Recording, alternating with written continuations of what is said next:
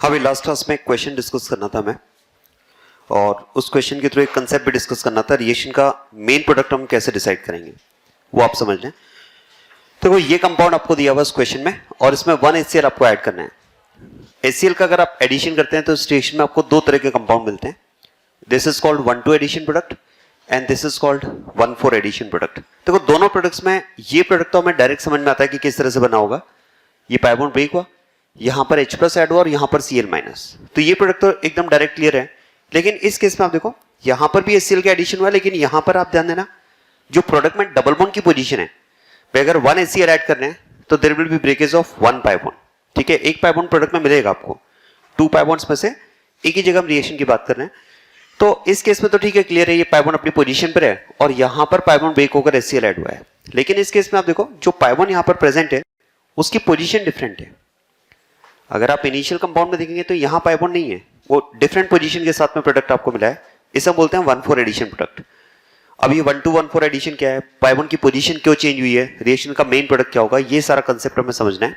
और इसके लिए आप देखो मैकेनिज्म की बात करते हैं। सबसे पहले तो आप देखो 2 डबल बॉन्ड्स में आपको ये डिसाइड करना होगा कि रिएक्शन कहां पर प्रेफर्ड होगी। अब ठीक है, ये तो सिमेट्रिकल साइट है, आप किसी भी जगह रिएक्शन करेंगे एक ही बात है। लेकिन अगर इसमें भी डिफरेंस है तो ये आपको डिसाइड करना होगा कार्बोकेटाइन की स्टेबिलिटी के अकॉर्डिंग, क्योंकि ये हमने पहले भी डिस्कस किया है, रिएक्शन में कहां पर प्रोसेस स्टार्ट होगा वो हम कार्बोकेटाइन की स्टेबिलिटी से ही डिसाइड करेंगे। अब इस केस में तो ठीक है, डबल बॉन्ड की पोजीशन एकदम सेम है, सिमेट्रिकल कंडीशन है, आप किसी भी डबल बॉन्ड के साथ में रिएक्शन को स्टार्ट कर सकते हैं। और एडिशन वही होगा, देखो इलेक्ट्रोफिलिक पार्ट मेनली ऐड होगा CH2 पर, that is according to Markovnikov rule, और कार्बोकेटाइन स्टेबिलिटी। और H+ जब यहां पर ऐड होगा तो केटायन फॉर्मेशन हो जाएगा। अब आप देखो यहां पर जो केटायन बना है इसमें रेजोनेंस है, pi bond and positive charge conjugated system में, तो फिर तो रेजोनेंस के अकॉर्डिंग हम बात कर सकते हैं कि जो पॉजिटिव चार्ज होगा वो इस कार्बन के साथ साथ यहां पर भी रहेगा। और देखो दो जगह पर पॉजिटिव चार्ज होने की हम बात कर रहे हैं बिकॉज ऑफ रेजोनेंस, तो फिर तो Cl- का जब एडिशन होगा तो आप कह सकते हैं Cl- के एडिशन के लिए 2 साइट्स अवेलेबल होंगी। फिर रेजोनेंस की वजह से अगर पॉजिटिव चार्ज की बात की जाए तो वो केवल यहां पर नहीं होगा, वो इन दोनों कार्बन के बीच में डिस्ट्रीब्यूटेड होगा। तो ऐसे केस में Cl- का एडिशन यहां पर हो सकता है और Cl- का एडिशन यहां पर भी हो सकता है, और इन्हीं दोनों साइड्स के करस्पॉन्डिंग आपको प्रोडक्ट मिलते हैं। Cl- अगर यहां पर ऐड हुआ तो प्रोडक्ट हमें ये मिल जाएगा, और इसी को हमने प्रोडक्ट को लिखा है 1,2 एडिशन प्रोडक्ट। और Cl- अगर यहां पर ऐड हुआ तो उस केस में जो प्रोडक्ट आपको मिलेगा दैट इज 1,4। और आई थिंक अब आपको क्लियर होगा कि यहां पर पाई बॉन्ड की पोजीशन क्यों चेंज हुई थी, रेजोनेंस। क्लियर हो बात है। तो दो तरह के कंपाउंड फॉर्मेशन होता है। अब ये 1,2-1,4 एडिशन क्या है उसको आप समझ ले पहले। देखो 1,2-1,4 एडिशन जो है वो इलेक्ट्रोफाइल और न्यूक्लियोफाइल की रिलेटिव पोजीशंस हैं एडिशन की। जहां पर इलेक्ट्रोफाइल ऐड हुआ है उसे हम पोजीशन 1 मार्क करेंगे। ठीक है, इलेक्ट्रोफाइल की जो अटैकिंग साइड है उसे पोजीशन 1 मार्क किया हमने। ठीक है, ये कोई आईपैक रूल की बात नहीं कर रहा हूं, जहां भी इलेक्ट्रोफाइल ऐड होगा हम उसे पोजीशन 1 मार्क करेंगे, और उसी के रिस्पेक्ट में फिर आगे कंटिन्यूटी में आप इसे 2, 3 एंड 4 मार्क करेंगे। तो देखो पॉजिटिव चार्ज तो 1 पर ऐड हुआ, तो पॉजिटिव इलेक्ट्रोफिलिक पार्ट तो 1 पर ऐड हुआ है, तो पॉजिटिव चार्ज का जो फॉर्मेशन होगा वो 2 पर होगा, राइट। और यहां पर हम बात करें कि पॉजिटिव चार्ज का फॉर्मेशन तो 2 पर हुआ है, लेकिन रेजोनेंस की वजह से वो आपको 4 पर भी मिलने वाला है। ये बात समझ में आ रही है? ठीक है, पॉजिटिव चार्ज का फॉर्मेशन 2 पर हुआ है, लेकिन रेजोनेंस होने की वजह से वो पॉजिटिव चार्ज आपको 4 पर मिलेगा। इसका मतलब न्यूक्लियोफाइल के लिए अटैकिंग साइड की अगर हम बात करें तो it can be 2 and it can be 4 also. अगर न्यूक्लियोफाइल 2 पर ऐड हुआ तो electrophile on 1 and nucleophile on 2, it is called 1,2 addition product. और अगर न्यूक्लियोफाइल 4 पर ऐड हुआ तो इलेक्ट्रोफाइल जहां पर ऐड हुआ था उसकी पोजीशन तो 1 है। ठीक है, न्यूक्लियोफाइल अगर 4 पर ऐड हुआ तो हम इसे कहेंगे 1,4 एडिशन प्रोडक्ट। ये क्लियर है 1,2-1,4। अब बात करते हैं मेजर और माइनर प्रोडक्ट कैसे डिसाइड किया जाए। लास्ट क्लास में 2 फैक्टर्स की बात कर रहा था, एक तो इंटरमीडिएट स्टेबिलिटी और दूसरा प्रोडक्ट स्टेबिलिटी। देखो अगर आप इंटरमीडिएट की स्टेबिलिटी के अकॉर्डिंग सोचेंगे तो आप ही डिसाइड करें दोनों में से कहां पर पॉजिटिव चार्ज ज्यादा स्टेबल है, फर्स्ट या सेकंड? फर्स्ट, क्योंकि इसमें रेजोनेंस भी है और हाइपर कॉन्जुगेशन भी है। So this carbocation is more stable as compare to second. Second में केवल आपको रेजोनेंस मिलेगा, यहां पर कोई एल्काइल ग्रुप नहीं है हाइपर कॉन्जुगेशन के लिए। So this is less stable cation.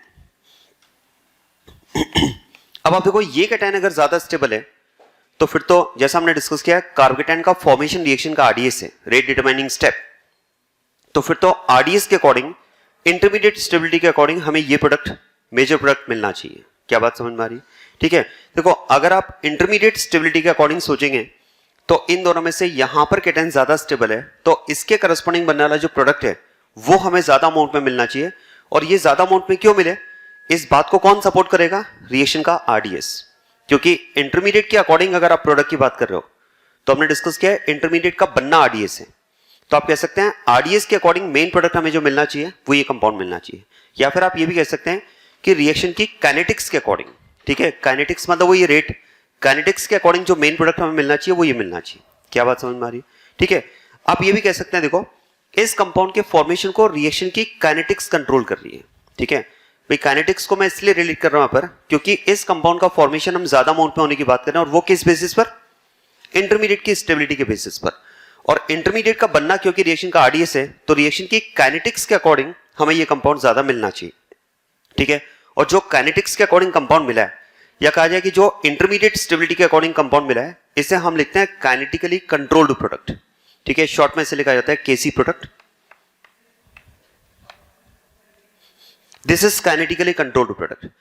तो इसका मतलब भी हुआ देखो कि अगर आप इंटरमीडिएट स्टेबिलिटी के अकॉर्डिंग मेन प्रोडक्ट पर को सेलेक्ट करते हैं तो फिर तो काइनेटिकली कंट्रोल्ड प्रोडक्ट जो है वो रिएक्शन का मेन प्रोडक्ट होना चाहिए। लेकिन अगर हम प्रोडक्ट स्टेबिलिटी के बारे में सोचते हैं तो आप देखो इन दोनों प्रोडक्ट्स का अगर आप स्टेबिलिटी कंपैरिजन करते हैं तो एल्कीन्स का स्टेबिलिटी कंपैरिजन हमने दो तरह से किया है, resonance and hyper conjugation. Resonance तो इनमें है नहीं, हाइपर कॉन्जुगेशन की अगर बात की जाए तो यहां पर हाइपर कॉन्जुगेशन के लिए 1 अल्फा हाइड्रोजन अवेलेबल है, जबकि यहां पर अगर बात की जाए तो 2 + 3 5 अल्फा हाइड्रोजन एटम्स अवेलेबल हैं फॉर H इफेक्ट।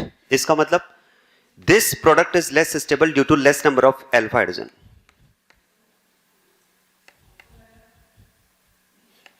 जबकि यहां पर 5 अल्फा हाइड्रोजन एटम्स अवेलेबल हैं, तो फिर तो ये ज्यादा स्टेबल है, दिस इज मोर स्टेबल। और अगर मैं प्रोडक्ट स्टेबिलिटी के अकॉर्डिंग सोचता हूं तो फिर तो रिएक्शन का मेन प्रोडक्ट हमारे पास ये होना चाहिए। क्या पॉइंट समझ में आ रहा है भाई? देखो एक पॉइंट ये भी समझना होगा कि ठीक है इंटरमीडिएट स्टेबिलिटी के अकॉर्डिंग ये मेन होना चाहिए और प्रोडक्ट स्टेबिलिटी के अकॉर्डिंग ये होना चाहिए। तो प्रोडक्ट स्टेबिलिटी में ऐसा क्या हो रहा है कि इस कंपाउंड के फॉर्मेशन को सपोर्ट मिलेगा? तो देखो दो तरह से सपोर्ट मिलेगा, या तो रिएक्शन का काइनेटिक्स का सपोर्ट मिलेगा या रिएक्शन की थर्मोडायनेमिक्स का सपोर्ट मिलेगा। अगर आप इंटरमीडिएट स्टेबिलिटी की बात कर रहे हो तो उसके करस्पॉन्डिंग बनने वाला जो प्रोडक्ट है उसे रिएक्शन की काइनेटिक्स सपोर्ट करेगी, रेट आरडीएस। और अगर आप प्रोडक्ट स्टेबिलिटी के बारे में सोच रहे हो तो रिएक्शन की थर्मोडायनेमिक्स उसको सपोर्ट करेगी। आप देखो इन दोनों कंपाउंड्स का फॉर्मेशन हम कह सकते हैं एक्सोथर्मिक प्रोसेस है, क्योंकि ओवरऑल प्रोसेस में क्या हुआ है, पाई बॉन्ड ब्रेक हुआ है और सिग्मा बॉन्ड्स का फॉर्मेशन हुआ है। भाई अगर H ऐड होगा, Cl ऐड होगा तो सिग्मा बॉन्ड का फॉर्मेशन ही होगा ना। तो पाई बॉन्ड ब्रेक होकर सिग्मा बॉन्ड का अगर फॉर्मेशन हुआ है, इसका मतलब आप कह सकते हैं वीक बॉन्ड ब्रेक हुआ है और स्ट्रॉन्ग बॉन्ड्स का फॉर्मेशन है। स्ट्रॉन्ग बॉन्ड का फॉर्मेशन है मतलब ओवरऑल प्रोसेस में एनर्जी रिलीज होगी। तो दोनों ही कंपाउंड्स के फॉर्मेशन में आप कह सकते हैं एनर्जी रिलीज होगी, दोनों का फॉर्मेशन एक्सोथर्मिक है। लेकिन क्या हम बात कर सकते हैं अगर ये ज्यादा स्टेबल है तो जितना स्टेबल प्रोडक्ट होगा उसका फॉर्मेशन उतना ज्यादा एक्सोथर्मिक होगा, उसमें एनर्जी उतनी ज्यादा रिलीज होगी। बेस स्टेबल प्रोडक्ट होगा तो एनर्जी में नीचे आएगा ना, ठीक है, नीचे आएगा मतलब उसमें एनर्जी उतनी ज्यादा रिलीज होगी। तो यहां पर हम कह सकते हैं कि इस कंपाउंड की स्टेबिलिटी अगर ज्यादा है तो इसका फॉर्मेशन जो है, formation of this product is more exothermic. और अगर इसका फॉर्मेशन ज्यादा एक्सोथर्मिक है तो फिर तो रिएक्शन की थर्मोडायनेमिक्स के अकॉर्डिंग हम कह सकते हैं रिएक्शन का मेन प्रोडक्ट होना चाहिए, क्योंकि इससे थर्मोडायनेमिक का सपोर्ट है। इसे हम बोलते हैं thermodynamically controlled product, TC product. तो दो तरह के प्रोडक्ट हमारे पास हैं जो मैं लास्ट क्लास में बात कर रहा था, एक तो इंटरमीडिएट की स्टेबिलिटी के अकॉर्डिंग मेन प्रोडक्ट हो और एक प्रोडक्ट स्टेबिलिटी के अकॉर्डिंग मेन प्रोडक्ट हो।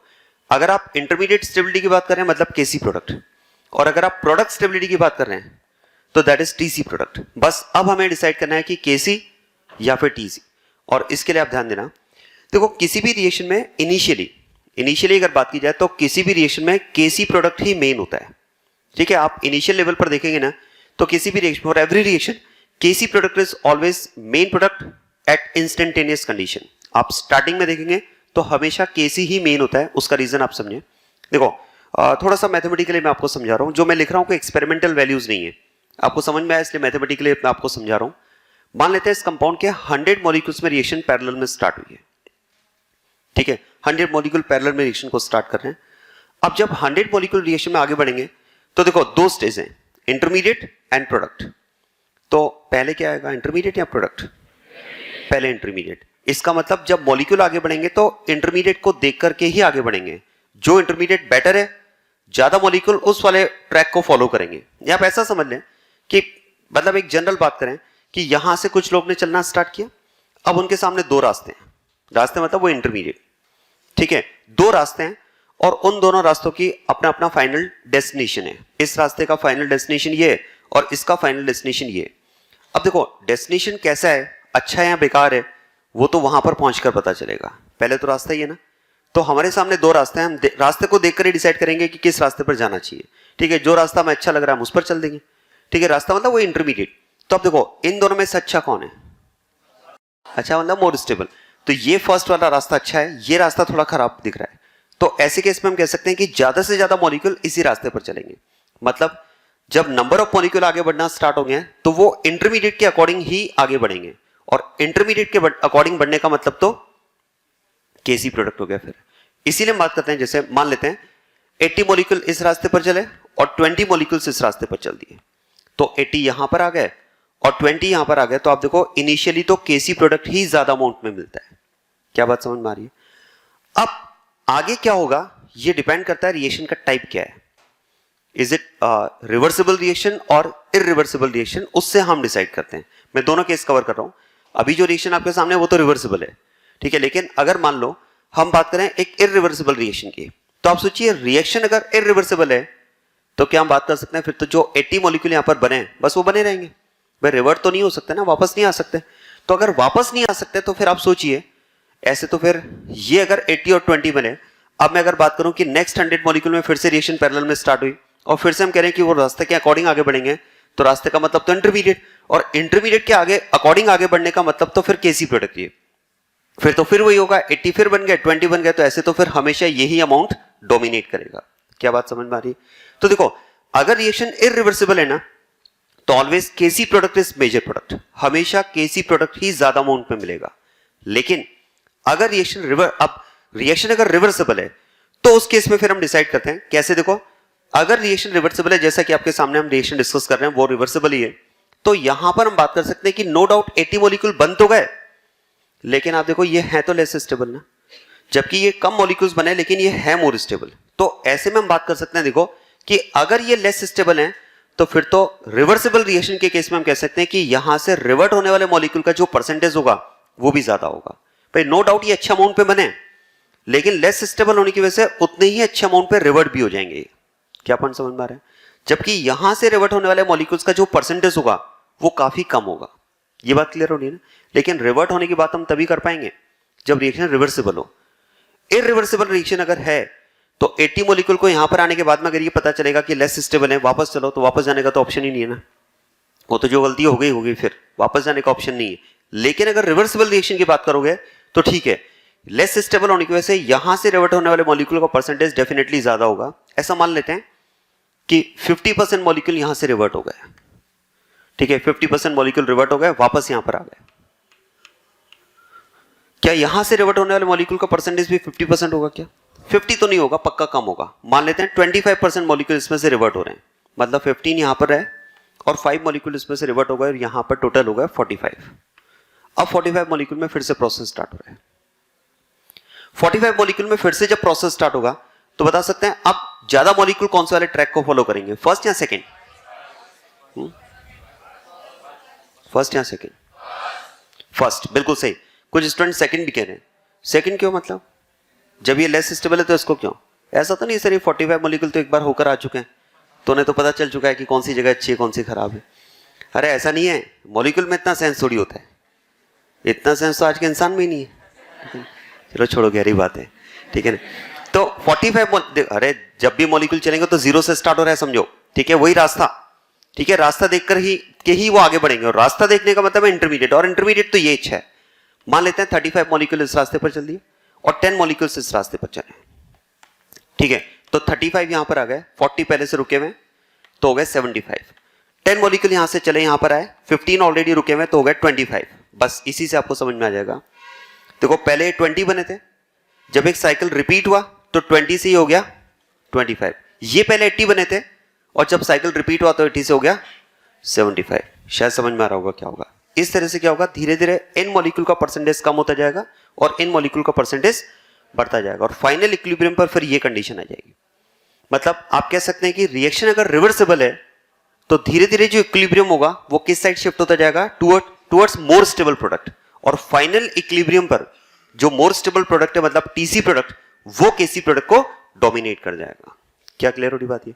लेकिन ये सारी बात तब हो पाएगी जब इक्विलिब्रियम शिफ्ट होने वाली कंडीशन हो, और वो शिफ्टिंग के बाद तब कर पाओगे जब रिएक्शन रिवर्सिबल हो। क्या क्लियर हो रही बात है? तो फाइनली इसको कंक्लूड करते हैं, अगर रिएक्शन इरिवर्सिबल है तो फिर तो आप कह सकते हैं जो एक बार बन गया वो बन गया। अगर ये 80 और ये 20 बने तो बस ये रहेगा, फिर तो इसमें कोई चेंज नहीं हो रहा है। मतलब इरिवर्सिबल रिएक्शन में तो always KC product is major product. अगर हम रिवर्सिबल रिएक्शन की बात करें तो उसमें हम केसेस बना सकते हैं। देखो क्वेश्चन पूछने का तरीका क्या हो सकता है, वैसे तो आप कह सकते हैं कि अगर रिवर्सिबल रिएक्शन है तो फिर तो टीसी इज मेजर, लेकिन उसमें क्वेश्चंस कैसे पूछ सकते हैं, रिवर्सिबल रिएक्शन है और आपसे पूछा जाए एट इंस्टेंटेनियस कंडीशन, तो आंसर क्या आएगा? तो इनिशियली तो केसी आएगा ना। At final equilibrium TC. एक क्वेश्चन इसमें ये भी बनता है, देखो इस पर्टिकुलर रिएक्शन की अगर बात की जाए तो ये जो हम रिवर्सिबिलिटी की बात कर रहे हैं, समझना इस बात को, ये जो हम रिवर्सिबल रिएक्शन की बात कर रहे हैं ये रिएक्शन होती है अप्रॉक्स 40 डिग्री सेल्सियस टेम्परेचर पर। ये एक्सपेरिमेंटल वैल्यू लिख रहा हूं मैं बिल्कुल। 40 डिग्री सेल्सियस टेम्परेचर पर हमें रिएक्शन रिवर्सिबल मिलती है, और मैं कहा रिवर्सिबल रिएक्शन है तो मेजर प्रोडक्ट जो होगा वो टीसी प्रोडक्ट होगा, ठीक है, फाइनल इक्विलिब्रियम पर। लेकिन आप ध्यान देना, इसी रिएक्शन को अगर आप एक्सट्रीमली लो टेम्परेचर पर कंप्लीट करते हैं, extremely low that is approx -40 degree Celsius temperature, तो होगा क्या, देखो जब आप रिएक्शन को बहुत एक्सट्रीमली लो टेम्परेचर पर ले जाते हैं तो उस केस में इन मॉलिक्यूल्स को रिवर्ट होने के लिए जो एनर्जी की रिक्वायरमेंट है, भाई रिवर्ट होने के लिए एनर्जी की रिक्वायरमेंट तो होगी, तो रिवर्ट होने के लिए जो एनर्जी की रिक्वायरमेंट है वो इस टेम्परेचर कंडीशन पर उतनी फुलफिल हो नहीं पाती है। -40 डिग्री सेल्सियस टेम्परेचर पर हम बात करेंगे कि इन मॉलिक्यूल्स के पास इतनी एनर्जी सफिशिएंट अवेलेबल नहीं है कि यहां से रिवर्ट हो पाए, और अगर रिवर्ट नहीं हो पा रहे हैं तो फिर तो हम कह सकते हैं कि एक्सट्रीमली लो टेम्परेचर कंडीशन में रिएक्शन का बिहेवियर जो होगा वो एक इरिवर्सिबल रिएक्शन जैसा हो जाएगा। और अगर इसका बिहेवियर इरिवर्सिबल रिएक्शन जैसा हुआ तो फिर तो यहां पर हम बात करेंगे KC product will be major product. क्या समझ में आ रही बात है? तो देखो रिवर्सिबल रिएक्शन में भी आपके पास तीन तरह के क्वेश्चंस आ सकते हैं, final equilibrium TC product, instantaneous condition KC product, at extremely low temperature KC product. क्या क्लियर हो रही बात है? तो फाइनली देखो रिएक्शन का मेन प्रोडक्ट क्या होगा ये हम डिसाइड करते हैं, रिएक्शन का टाइप कैसा है, इज इट रिवर्सिबल और इरिवर्सिबल रिएक्शन। अगर इरिवर्सिबल है तो फिर तो always major product is KC, क्योंकि इरिवर्सिबल की अगर बात कर रहे हैं तो फिर तो जो मॉलिक्यूल बनते जाएंगे बस वहीं पर वो इकट्ठे होते रहेंगे, एक्यूमुलेट होते रहेंगे। तो ऐसे में देखो जब भी मॉलिक्यूल आगे बढ़ेंगे वो रास्ते मतलब इंटरमीडिएट के अकॉर्डिंग बढ़ेंगे, और इंटरमीडिएट के अकॉर्डिंग बढ़ेंगे तो फिर तो केसी प्रोडक्ट ही मेजर होगा। लेकिन अगर रिवर्सिबल रिएक्शन की बात करें तो रिवर्सिबल रिएक्शन में क्योंकि प्रोडक्ट से वापस आने का रास्ता है तो ऐसे में जो इक्विलिब्रियम होगा वो फाइनली किस साइड शिफ्ट हो जाएगा, मोर स्टेबल प्रोडक्ट की तरफ, मतलब टीसी प्रोडक्ट की तरफ। क्लियर है बात है? अब एक लास्ट पॉइंट ये आता है कि किसी भी रिएक्शन को देखकर हमें कैसे पता चलेगा कि रिएक्शन रिवर्सिबल है या फिर इरिवर्सिबल है। देखो उसके लिए कोई सिंगल कंसेप्ट नहीं है, मल्टीपल कंसेप्ट्स होते हैं। जैसे इस पर्टिकुलर रिएक्शन की अगर बात की जाए कि भाई हमने इसको रिवर्सिबल क्यों लिखा, तो रीजन आसान है। देखो यहां पर HCl इसमें H+ डोनेट करने का काम कर रहा है, मतलब ब्रोंस्टेड एसिड, और ये कंपाउंड एल्कीन H+ एक्सेप्ट करने का काम कर रही है, मतलब Bronsted base. So this reaction can be categorised as Bronsted-Lowry acid base reaction, और अगर ये ब्रोंस्टेड-लोरी एसिड बेस रिएक्शन की कैटेगरी है तो Bronsted-Lowry acid base reactions are reversible, इसलिए रिएक्शन रिवर्सिबल है। बट देखो this is not the only factor to decide reversibility of the reaction, और भी फैक्टर्स होते हैं, मल्टीपल फैक्टर्स हैं, ठीक है। जैसे अभी मैंने आपको कहा टेम्परेचर, रिवर्सिबल रिएक्शन है ना, लेकिन यहीं पर अगर आप एक्सट्रीमली लो टेम्परेचर पर इस रिएक्शन को परफॉर्म करते हैं तो इस रिएक्शन का बिहेवियर भी इरिवर्सिबल जैसा हो जाएगा। और भी फैक्टर्स होते हैं, देखो सारे फैक्टर्स तो एक साथ डिस्कस नहीं हो सकते, धीरे धीरे हम आगे कवर करेंगे इन फैक्टर्स को, तो आपको समझ में आएगा कि कब रिएक्शन रिवर्सिबल होती है और कब इरिवर्सिबल होती है। लेकिन फिर भी देखो सिलेबस पॉइंट ऑफ व्यू से थोड़ा सा मैं आपको इस तरह से कंफर्टेबल कर देता हूं। जो हमारे सिलेबस पर रिएक्शंस हैं उसमें रिवर्सिबल रिएक्शन के बेसिस पर मेन प्रोडक्ट टीसी होगा। ऐसी मेनली दो ही रिएक्शंस हमारे सिलेबस में हैं, तो अगर आप उन दो रिएक्शंस को माइंड में रखते हैं तो ये टेंशन आप अपनी दूर कर सकते हैं कि केसी प्रोडक्ट कब होगा और टीसी प्रोडक्ट कब होगा, क्योंकि रिवर्सिबल रिएक्शन में टीसी प्रोडक्ट मेन होता है, ये बात सही है। और इस पर बेस्ड हमारे सिलेबस में मेनली दो रिएक्शंस हैं, एक तो ये मैं कवर कर रहा हूं यहां पर, और एक हम आगे डिस्कस करेंगे एसिडिक डिहाइड्रेशन ऑफ एल्कोहल। वो E1 का एग्जांपल है, एसिडिक डिहाइड्रेशन ऑफ एल्कोहल। वहां पर भी रिवर्सिबिलिटी हमें मिलती है रिएक्शन में, और वहां पर भी जो मेन प्रोडक्ट डिसाइड होता है वो वही टीसी प्रोडक्ट होता है। बाकी इसके अलावा रिएक्शन जो हमारे पास हमारे सिलेबस में है, ठीक है, उसमें तो आप देखोगे कि मोस्टली रिएक्शंस में इरिवर्सिबिलिटी है और उसके अकॉर्डिंग रिएक्शन का मेन प्रोडक्ट केसी प्रोडक्ट ही होता है। तो बहुत ज्यादा टेंशन करने की जरूरत नहीं है। हालांकि कंसेप्ट तो ठीक है, आपको धीरे धीरे समझ में आएगा कि रिएक्शन कब रिवर्सिबल और कब इरिवर्सिबल होती है, ठीक है, लेकिन फिर भी आपको उसको लेकर के बहुत ज्यादा परेशान नहीं होना है, ठीक है। टीसी प्रोडक्ट से रिलेटेड दो रिएक्शंस हमारे सिलेबस में हैं, एक तो ये और एक हम आगे डिस्कस करेंगे एसिडिक डिहाइड्रेशन ऑफ एल्कोहल। बाकी में तो फिर केसी प्रोडक्ट आपके पास मेन होता है। क्लियर हो गई बात ये? तो लिख लें पॉइंट्स इसमें। ऐसा करें, पहले तो ये वाला पार्ट लिख लें आप, ये वाला पार्ट, ओनली ये पार्ट लिखें, मैकेनिज्म नहीं लिखना है, ये पार्ट आप लिख लें, या फिर ऐसा करें आप तो पूरा ही लिख लो कंप्लीट, फिर पॉइंट्स लिखवा देता हूं मैं आपको। फर्स्ट पॉइंट लिखिए इसमें,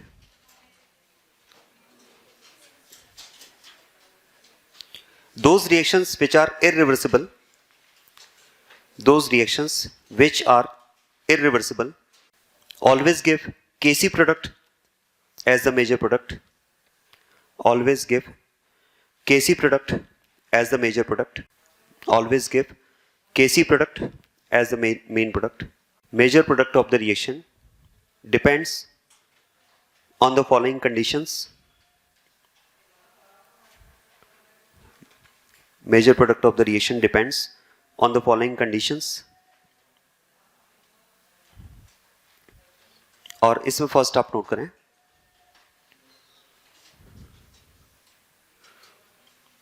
at instantaneous condition,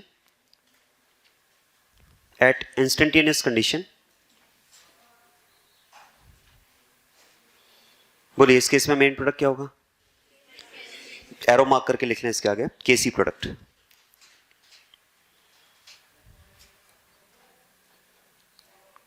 Next condition, at extremely low temperature,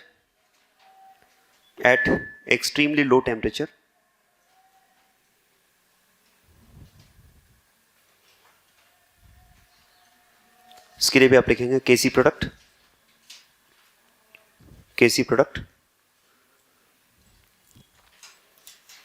next, at final equilibrium,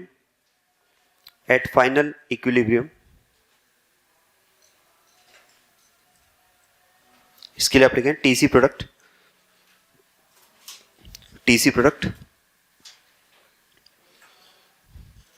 अब देखो ये तो कंडीशनल हो गया कि क्वेश्चन में जो भी कंडीशन स्पेसिफाइड होगी उसके अकॉर्डिंग हम आंसर दे देंगे। लेकिन आप ध्यान देना, कई बार क्वेश्चन में आपको कोई कंडीशन स्पेसिफाइड नहीं होती है। जैसे अगर आप लास्ट क्लास में जो लास्ट क्वेश्चन हमने जो मैंने आपको लिखवाया था उसमें कोई कंडीशन स्पेसिफाइड नहीं थी। क्वेश्चन है अगर कंडीशन स्पेसिफाइड नहीं है तो फिर हमें आंसर कैसे देना है?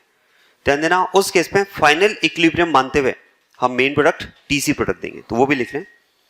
If condition is not specified, if condition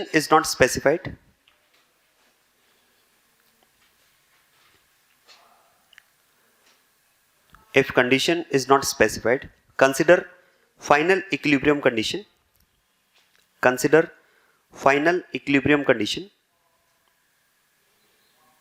if condition is not specified, consider final equilibrium condition. So major product is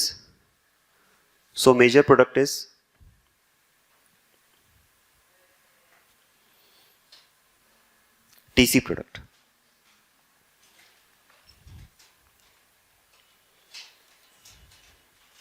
ठीक है, so this is all about the reaction. ये पार्ट हमने कंप्लीट किया है, थर्ड रिएक्शन हमने complete किया। अब बात करते हैं नेक्स्ट फोर्थ रिएक्शन की, reaction with bromine in carbon tetrachloride. इस केस में देखो ओवरऑल रिएक्शन की अगर हम बात करें, एल्कीन पर पहले इसकी एप्लीकेशन डिस्कस करें। एल्कीन की रिएक्शन अगर आप ब्रोमीन के साथ करवाते हैं कार्बन टेट्राक्लोराइड की प्रेजेंस में, कार्बन टेट्राक्लोराइड यहाँ पर एज अ सॉल्वेंट रिएक्शन में इसका पार्टिसिपेशन देता है, इन्वॉल्वमेंट होता है। ठीक है, एक तरह से आप कह सकते हैं कार्बन टेट्राक्लोराइड एक कॉमन मीडियम प्रोवाइड करेगा ब्रोमीन और एल्कीन के इंटरेक्शन के लिए, और ये मॉलिक्यूल जब आपस में इंटरेक्ट करेंगे तो there will be formation of this compound. ठीक है, ये कंपाउंड आपको मिल जाएगा। ओवरऑल प्रोसेस में अगर आप देखेंगे तो पाइबोन ब्रेक हुआ है और ब्रोमीन्स का एडिशन हुआ है। क्योंकि इसमें हेलोजन्स का एडिशन हुआ है तो इसलिए प्रोसेस को हम बोलते हैं हेलोजिनेशन। इससे प्रीवियस रिएक्शन में उसे हमने लिखा था हाइड्रोहेलोजिनेशन। क्यों? क्योंकि वहां पर H और X दोनों ऐड हुए थे।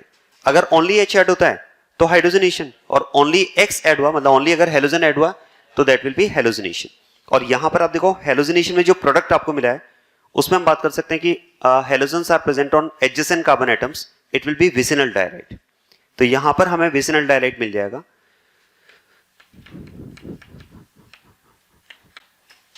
अब देखो इस रिएक्शन पर बेस्ड जो क्वेश्चंस फ्रेम होते हैं वो मेनली 6 टाइप के क्वेश्चंस बनते हैं। 6 तरह के क्वेश्चन मिलेंगे आपको। पहला क्वेश्चन तो प्रोडक्ट बेस्ड है। प्रोडक्ट क्या बनेगा? तो आसान है, पाई बॉन्ड ब्रेक करो और दोनों कार्बन पर एक एक ब्रोमीन ऐड कर दो तो प्रोडक्ट आपको मिल जाएगा। उसके बाद में नेक्स्ट 4 क्वेश्चन जो बनते हैं वो इन 4 पॉइंट्स पर बेस्ड बनते हैं। एक तो हम बात करते हैं साइक्लिक ब्रोमोनियमाइन फॉर्मेशन, मतलब इंटरमीडिएट यहां पर रिएक्शन में साइक्लिक ब्रोमोनियमाइन बनेगा।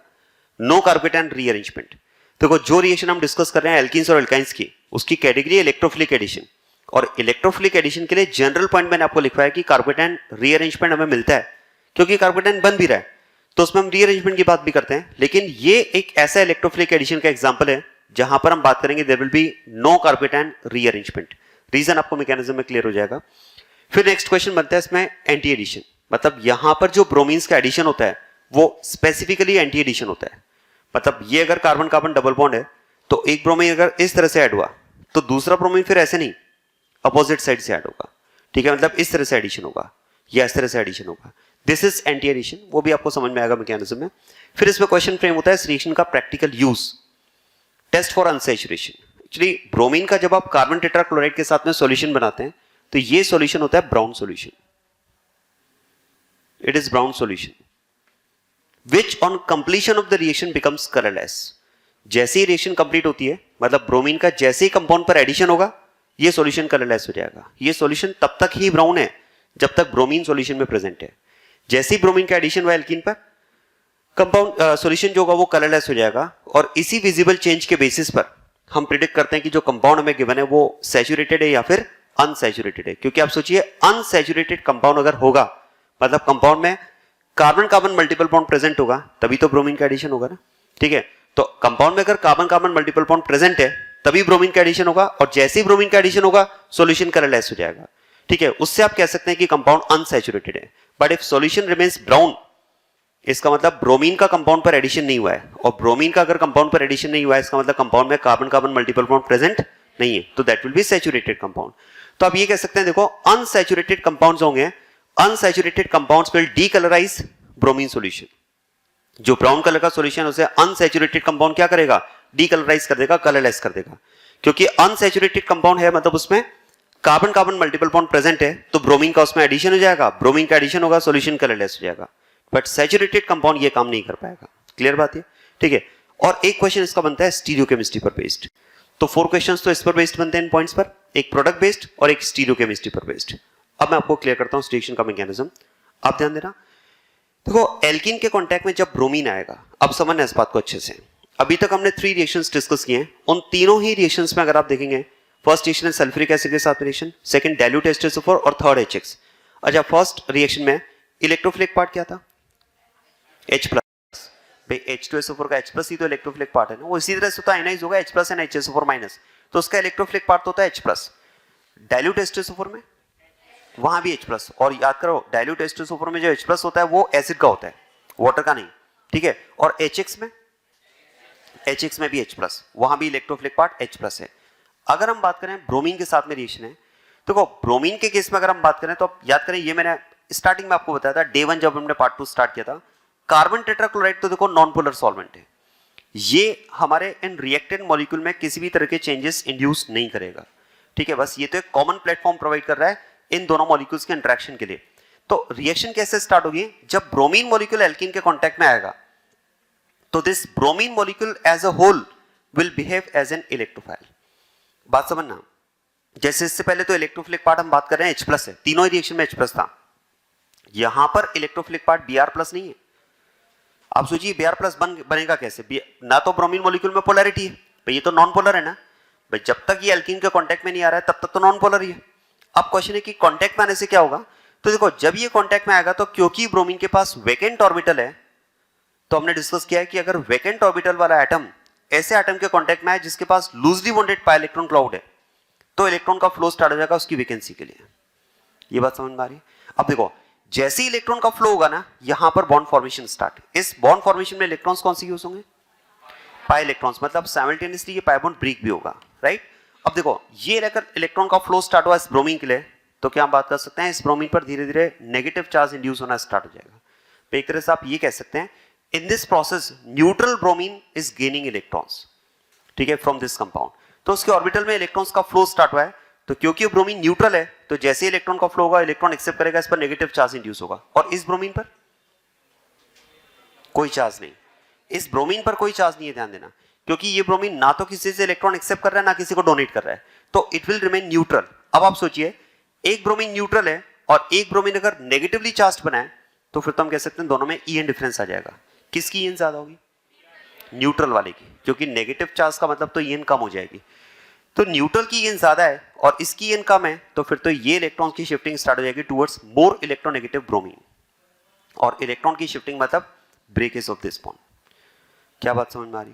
ठीक है, तो इस तरह से देखो जब ये प्रोसेस कंप्लीट होगा, तो इस प्रोसेस के कंप्लीट होने का मतलब ये बॉन्ड जब ब्रेक होगा तो ये ब्रोमीन तो सेपरेट हो जाएगा Br माइनस के फॉर्म में, और एक ब्रोमीन CH2 पर ऐड हो जाएगा, और CH2 पर ब्रोमीन ऐड होने के साथ में क्योंकि इस कार्बन ने अपना पाई इलेक्ट्रॉन लूज किया तो ये बनेगा पॉजिटिव। अब आप सोचिए इस रिएक्शन में अगर इलेक्ट्रोफाइल आपसे पूछा जाए तो इट्स नॉट Br+, क्योंकि Br+ तो कभी रहा ही नहीं, देखो इसमें, ठीक है। ब्रोमीन पर प्लस तो कभी भी नहीं आया ना तो कंप्लीट पॉजिटिव ना डेल पॉजिटिव, कभी भी नहीं है, क्योंकि जब तक ये कांटेक्ट में नहीं है तब तक न्यूट्रल है।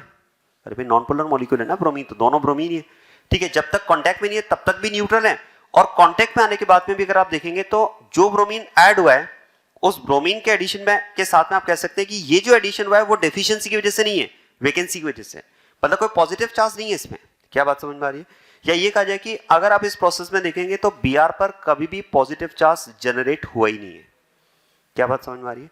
इसलिए कई बार इसमें स्पेशली क्वेश्चन पूछा जाता है कि इलेक्ट्रोफाइल कौन है, तो ध्यान देना इलेक्ट्रोफाइल कंप्लीट ब्रोमीन मॉलिक्यूल है, ठीक है। और पूरा ब्रोमीन मॉलिक्यूल इसलिए इलेक्ट्रोफाइल की तरह बिहेव कर पा रहा है क्योंकि आज करें हमने डिस्कस किया इलेक्ट्रोफाइल होने के लिए या इलेक्ट्रोफाइल जैसा बिहेव करने के लिए पॉजिटिव चार्ज कंपलसरी नहीं है, वेकेंट ऑर्बिटल कंपलसरी है, जो इसके पास है। आ रही बात समझ में? तो इस तरह से रिएक्शन का पहला स्टेप कंप्लीट हुआ। अब बस सेकंड स्टेप में क्या होगा, जो कार्पेटाइन बना है उस पर Br- का एडिशन होगा। लेकिन अब आप देखो यहां से रिएक्शन आगे बढ़े, इसकी 3 पॉसिबिलिटीज हैं, 3 पॉसिबिलिटीज मैं आपको बता रहा हूं, उसको समझना, क्योंकि जो कंसेप्ट मैं यहां पर डिस्कस कर रहा हूं वही कंसेप्ट आगे 1-2 रिएक्शन पर और अप्लाई होता है, ठीक है। यहाँ एक जनरल फॉर्मेट फिर मैं आपको बताऊंगा, इसको समझने के बाद में वो तभी समझ में आएगा जब आपको ये समझ में आएगा, इसलिए समझना है इसको अच्छे से। यहां पर मैंने आपसे कहा कि 3 पॉसिबिलिटीज है रिएक्शन की। एक पॉसिबिलिटी तो ये हो सकती है कि जो Br- है वो इस केटाइन पर ऐड हो जाए, रिएक्शन खत्म, यहीं पर कंप्लीट हो जाए रिएक्शन। सेकंड हम कहते हैं भाई कार्पेटाइन बना है तो न्यूक्लियोफाइल के अटैक से पहले उसमें रीअरेंजमेंट हो जाए, जैसा हमने जनरल बात पहले भी की है। और थर्ड पॉसिबिलिटी यहां पर यह भी बनती है, देखो कि जो ब्रोमीन एल्कीन पर ऐड हुआ है क्योंकि उसके पास लोन पेयर अवेलेबल है, ये मैं केवल ब्रोमीन की बात नहीं कर रहा हूं, ये एक जनरल बात हम कह सकते हैं कि जो भी पार्ट यहां पर एल्कीन पर ऐड होकर कार्पेटाइन बना है, अगर उसके पास लोन पेयर अवेलेबल हैं तो एक पॉसिबिलिटी ये भी बनती है कि पॉसिबल है कि ये एटम अपना लोन पेयर इस कार्बन को डोनेट करके इसके साथ बॉन्ड फॉर्मेशन स्टार्ट करते हैं। और अगर ऐसा होता है तो it will result in formation of cyclic ion. मैं इसका रिजल्ट लिख देता हूं, फिर डिस्कस करेंगे कि प्रेफर्ड क्या होगा। देखो हेलोजन हैज 3 लोन पेयर्स, अगर ये अपना एक लोन पेयर इस कार्बन के साथ बॉन्ड फॉर्मेशन में स्टार्ट कंट्रीब्यूट करेगा तो still 2 lone pairs are there. देखो ब्रोमीन इसमें इलेक्ट्रॉन डोनेट कर रहा है, न्यूट्रल एटम है तो ये हो जाएगा पॉजिटिवली चार्ज्ड, और कार्बन इलेक्ट्रॉन गेन करने के साथ में न्यूट्रल, ठीक है। दिस इज साइक्लिक आयन, और क्योंकि ब्रोमीन पर प्लस चार्ज है इसलिए हम इसको लिखते हैं साइक्लिक ब्रोमोनियम आयन, जो इंटरमीडिएट मैंने लिखा है यहां पर। अब आप ध्यान देना, मैंने आपसे कहा यहां पर 3 पॉसिबिलिटीज है। पहली पॉसिबिलिटी तो ये हो सकती है कि जो कार्पेटाइन बना उस कार्पेटाइन से Br- रिएक्ट करता और डायरेक्ट प्रोडक्ट फॉर्मेशन ये वाला कंपाउंड में मिल जाता, ठीक है। सेकंड पॉसिबिलिटी ये कि जो कार्पेटाइन बना है उसमें रीअरेंजमेंट हो जाए, और थर्ड पॉसिबिलिटी जो अब हमें सामने नजर आ रही है, क्योंकि इस एटम के पास लोन पेयर है तो ये साइक्लिक आयन फॉर्मेशन भी हो सकता है। अब इन 3 पॉसिबिलिटीज में से प्रेफर्ड क्या होगा उसकी बात करते हैं।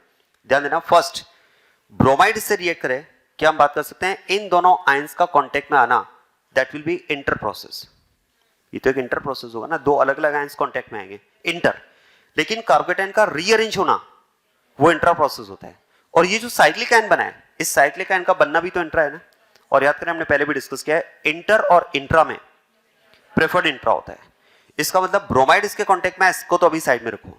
इससे पहले तो 2 इंट्रा प्रोसेस की पॉसिबिलिटीज यहां पर बन रही हैं, और दो पॉसिबिलिटीज क्या क्या है वो इंट्रा की, एक तो कार्बेटाइन में रीअरेंजमेंट होना और दूसरा साइक्लिक आयन का फॉर्मेशन। अब क्योंकि दोनों ही इंट्रा है तो हम ये तो नहीं कह सकते कि इंटर इंट्रा में तो चलो क्लियर होता है कि intra process is always faster than inter, इसलिए हम कहते हैं कि इंट्रा ही होगा। लेकिन अब जब दोनों इंट्रा है तो फास्ट और स्लो की तो बात नहीं कर सकते, तो ऐसे में हम बात करेंगे कि दोनों में से रिजल्ट किसका बेटर है। रिजल्ट किसका बेटर है ये समझने के लिए आप ध्यान देना। अगर एक कार्बेटाइन की बात की जाए, देखो कार्बेटाइन में जब रीअरेंजमेंट होता है, मान लो ये कार्बेटाइन है और इसमें जब रीअरेंजमेंट होता है तो आप ध्यान देना H यहां से यहां पर माइग्रेट होकर आ जाएगा, पॉजिटिव चार्ज यहां पर, मैं इसका नेट चेंज लिख रहा हूं इस पे, यहां तो H आ जाएगा और यहां पर पॉजिटिव चार्ज। अब आप देखो आफ्टर रीअरेंजमेंट आप कह सकते हैं कि this carbocation is now more stable than the previous carbocation, लेकिन क्या हम बात कर सकते हैं still this carbon is having 6 electron, 3 bonds, electron तो 6 है ना भाई, इसका फोर्थ बॉन्ड जब तक नहीं बनेगा तब तक ऑक्टेट कंप्लीशन तो नहीं होगा, और वो फोर्थ बॉन्ड तो तभी बनेगा जब न्यूक्लियोफाइल के कांटेक्ट में आएगा। आप कह सकते हैं नो डाउट पहले वाले कार्बेटाइन से कार्बेटाइन ज्यादा स्टेबल है, बट अभी भी इस कार्बन के पास है तो टोटल 6 इलेक्ट्रॉन 3 बॉन्ड्स के साथ में। लेकिन आप ध्यान देना एक साइक्लिक आयन का जब फॉर्मेशन होता है तो देखो साइक्लिक आयन फॉर्मेशन के टाइम पर आप देखो, अगर आप साइक्लिक आयन फॉर्मेशन से पहले की बात करें तो this carbon is having 3 bond pairs, one with R group, other with H and third bond with carbon. तो 3 बॉन्ड्स के साथ में इस कार्बन के पास इलेक्ट्रॉन कितने हैं 6। अगर ब्रोमीन अपना लोन पेयर कंट्रीब्यूट करके इसके साथ एक नया बॉन्ड बनाता है तो क्या मैं कह सकता हूं अब यहां पर इलेक्ट्रॉन 6 से ज्यादा हो चुके हैं। हालांकि मैं इसको 8 भी नहीं लिखूंगा, क्यों नहीं लिखूंगा उसका रीजन अभी बताता हूं, लेकिन मैं इसको ऐसा करता हूं लिख देता हूं 6 प्लस इलेक्ट्रॉन। ये तो पक्का है कि 6 प्लस इलेक्ट्रॉन इसके पास हो चुके हैं, क्योंकि एक फोर्थ बॉन्ड फॉर्मेशन की हम यहां पर बात कर रहे हैं। तो इसका मतलब आप सोचिए साइक्लिक आयन का जब फॉर्मेशन होता है तो एक तरह से ये प्रोसेस ऑक्टेट कंप्लीशन की तरफ जा रहा है, ठीक है, 6 से ज्यादा इलेक्ट्रॉन हो गए, क्योंकि फोर्थ बॉन्ड फॉर्मेशन की बात कर रहे हैं। जो 3 बॉन्ड्स कार्बन के थे वो तो मेंटेन है, एक नया बॉन्ड बना है ब्रोमीन के साथ में, तो डेफिनेटली वो जो फोर्थ बॉन्ड बना है वो कहीं ना कहीं ऑक्टेट कंप्लीशन वाला केस पे ही तो जा रहा है ना। जबकि आप देखो कार्बेटाइन रीअरेंजमेंट के बाद में कार्बेटाइन कितना भी स्टेबल हो जाए पहले वाले कार्बेटाइन से, लेकिन रहेंगे तो उसके पास 6 इलेक्ट्रॉन ही, ऑक्टेट तो उसका इनकम्प्लीट ही होगा, फोर्थ बॉन्ड तो नहीं बन रहा है वहां पर, लेकिन यहां पर फोर्थ बॉन्ड का फॉर्मेशन हो रहा है, और फोर्थ बॉन्ड फॉर्मेशन का मतलब है ऑक्टेट कंप्लीशन की तरफ प्रोसेस जा रहा है। अब याद करें हमने पहले भी कई बार डिस्कस किया है incomplete octet and complete octet, तो फिर तो कंप्लीट ऑक्टेट ही प्रेफर्ड होता है। इसलिए हम कहते हैं कि कार्बेटाइन रीअरेंजमेंट ना होकर के यहां पर क्या होगा साइक्लिक आयन फॉर्मेशन हो जाएगा, ठीक है। तो जहां भी रीअरेंजमेंट और साइक्लिक आयन फॉर्मेशन के बीच में सिलेक्शन की बात होगी प्रेफरेंस किसको मिलेगा, साइक्लिक आयन को, ऑक्टेट कंप्लीशन वाला प्रोसेस है, ठीक है। अब ये बात भी आप समझ लें मैंने ऐसा क्यों बोला कि यहां पर मैं 8 इलेक्ट्रॉन्स नहीं लिख पाऊंगा, उसका रीजन है क्योंकि ये जो फोर्थ बॉन्ड फॉर्मेशन की हम बात कर रहे हैं ना, ये फोर्थ बॉन्ड प्योरली फॉर्म हो नहीं पाता है, ठीक है, प्योर बॉन्ड नहीं हो पाता है, क्योंकि देखो यहां पर अगर हम बात करें कि ब्रोमीन इसके कांटेक्ट में इसके साथ बॉन्ड बना है, एक्चुअली ये रिंग फॉर्मेशन में आप याद करें हमने पहले साइक्लोप्रोपेन का केस भी डिस्कस किया है, वो ओवरलैपिंग परफेक्ट होती नहीं है, ठीक है, परफेक्ट ओवरलैपिंग नहीं हो पाती है, इसलिए बॉन्ड परफेक्टली फॉर्म नहीं हो पाता है। क्या क्लियर हो रही बात है, ठीक है। मतलब कुछ बुक्स ने, बहुत अच्छी बुक्स भी ये लिखती हैं कि ये बॉन्ड प्योरली यहां पर बनता ही नहीं है, यहां पर सिंपली कार्बन और इस एटम के बीच में एक इलेक्ट्रॉन का ब्रिज तैयार होता है बस, ठीक है, it is simply a bridge. लेकिन अब ब्रिज को तो कैसे शो करेंगे, तो शो तो हम उसको बॉन्ड के थ्रू ही करते हैं, लेकिन ये बॉन्ड प्योरली बनता नहीं है यहां पर, और यही रीजन है देखो क्योंकि इस बॉन्ड का प्योर बॉन्ड फॉर्मेशन हो नहीं पाता है, इसलिए हम इस कार्बन के लिए कंप्लीट 8 इलेक्ट्रॉन्स की बात तो नहीं कर पाएंगे। और यही रीजन भी है देखो कि इस कार्बन में, ठीक है, अब मैंने आपसे कहा कि हम ब्रिज तो कैसे शो करेंगे भाई, इलेक्ट्रॉन का ब्रिज कैसे बनाए यहां पर, तो बॉन्ड ही बनाते हैं, और बॉन्ड बनाने की वजह से हम कार्बन पर कोई चार्ज भी शो नहीं कर सकते, क्योंकि कार्बन पर 4 बॉन्ड भी बनाए और पॉजिटिव चार्ज भी शो करें, ये भी पॉसिबल नहीं है। तो लिखा तो इसको ऐसे ही जाता है, लेकिन फिर भी कंसेप्चुअली हमें समझ में आना चाहिए कि अगर इस कार्बन का ये बॉन्ड प्योर बॉन्ड फॉर्मेशन नहीं हो पाया है तो फिर तो कार्बन का जो पॉजिटिव चार्ज है वो पूरी तरह से न्यूट्रलाइज भी नहीं होगा। क्या बात समझ में आ रही है, मतलब इस कार्बन में आप कह सकते हैं स्टिल कार्बोकेटाइनिक कैरेक्टर्स हैं, और इसीलिए देखो अब पॉइंट ये कि मैंने कहा कि इसमें स्टिल कार्बोकेटाइनिक कैरेक्टर है, ठीक है, लेकिन अब इसको कार्बोकेटाइन भी नहीं बोल सकते, क्योंकि कार्बोकेटाइन का मतलब तो कार्बन पर पॉजिटिव चार्ज दिखना चाहिए, वो हम शो नहीं कर सकते। क्यों नहीं शो कर सकते, क्योंकि फोर्थ बॉन्ड शो कर रहे हैं हम इसमें, ठीक है। इसीलिए देखो इसको हम कार्बोकेटाइन तो नहीं लिखते हैं, इसे हम लिखते हैं non classical carbocation. This cyclic ion is called, is categorised as non classical carbocation. देखो classical carbocation and non classical carbocation, classical carbocations तो होते हैं जो हम पढ़ते हैं, ठीक है, कि पॉजिटिव चार्ज ऑन कार्बन, जैसे ये, या जैसे ये कार्बोकेटायन बना, ये क्लासिकल कार्बोकेटायन है।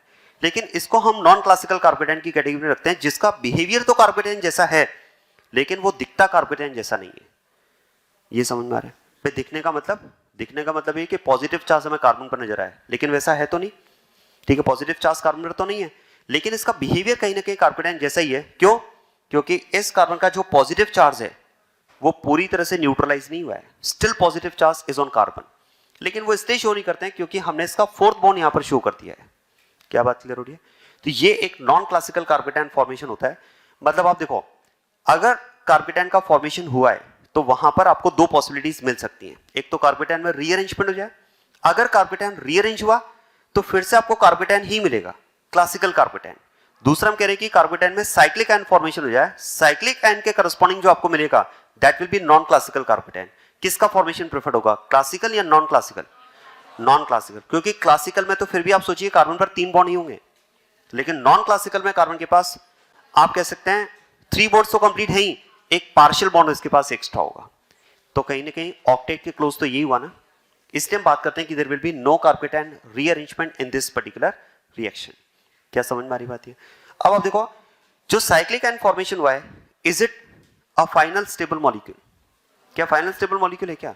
ये फाइनल स्टेबल मॉलिक्यूल नहीं है। देखो इस बात को समझना, इस ब्रोमीन ने इस कार्बन के साथ बॉन्ड तो बनाया है, लेकिन ये आप मतलब एक तरह से आप ये भी कह सकते हैं कि ब्रोमीन इसको हेल्प भी कर रहा है, एक तरह से इलेक्ट्रॉन देकर उसको हेल्प ही तो कर रहा है ना, लेकिन ये हेल्प परमानेंट हेल्प नहीं है, ये एक टेम्परेरी हेल्प है। मतलब आप ऐसा समझ लें कि ब्रोमीन ने इस कार्बन से कुछ इस तरह से बात की होगी कि देख तू पॉजिटिव बना मेरी वजह से, अरे ब्रोमीन ऐड हुआ तभी तो बना वो, तो इस जगह देख तू पॉजिटिव बना मेरी वजह से, मुझे समझ में आ रहा है, तो तू टेंशन ना ले, मैं तुझे इलेक्ट्रॉन देकर के तुझे स्टेबलाइज कर रहा हूं, और जब भी तुझे इलेक्ट्रॉन कहीं से मिले तो तू मेरे इलेक्ट्रॉन मुझे रिटर्न कर देना।